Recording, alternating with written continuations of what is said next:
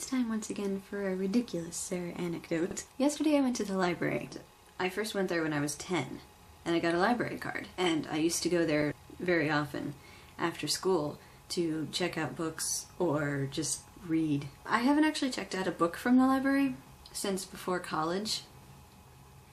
I wanted to go to read Maureen Johnson's books because I see Maureen Johnson on YouTube and I follow her on Twitter and she's really funny. So I was like, you know, I need to read her books because I really like her personality. I really want to support her and actually know the types of things that she writes. I found this book.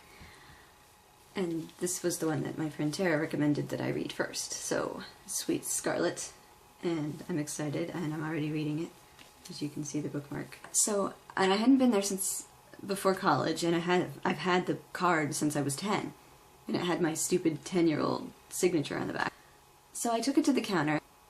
I gave the lady the card to check out the book, and she scanned it, and she said, "Oh, have you been here recently? You're not in the system." "Oh, well, I've had the card since I was 10, and it's been a while since I checked something out." Like, okay. "So, do you want to sign up for a new card?" "Yes." So she gave me a form. I filled it out, and then she put in all the information and got me a new card.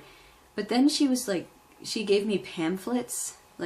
One of the pamphlets is the bookmark, but she gave me this pamphlet all about how the catalog works. It was making me feel really old. I realized that you could put things on hold, or you could renew your book, or you could find out if the library has your book all online now. Which, I mean, makes perfect sense. I haven't checked something out at the library in so long that it seems so awesome to me that you can do all this online. I was like, oh, it's like Netflix. But we're not going to get into that. I was starting to feel really old. I was like, man, I haven't been to the library in so long.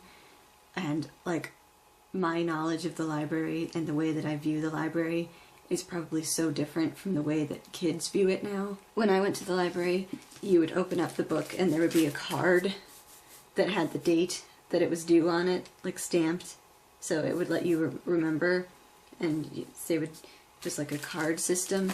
But kids today, it's just a barcode.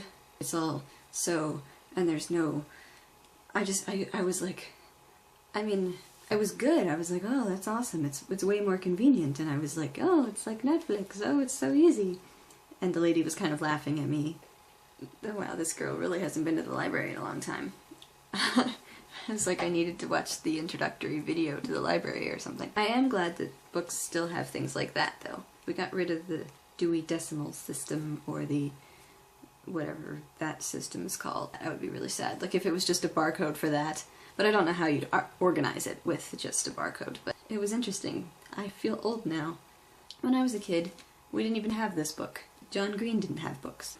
I couldn't wrap my head around it, but then I realized, it does make sense to do it online, because the internet is just kind of the way that things are now. When I was 10, there was the internet, but it wasn't what it is now. It kind of just used to be a porn machine. That was my experience at the library, and I'm probably going to go read it now because I'm excited to be reading a young adult book, even though I'm 24. I consider myself a young adult. You're a young adult as long as you feel young, even though I feel old.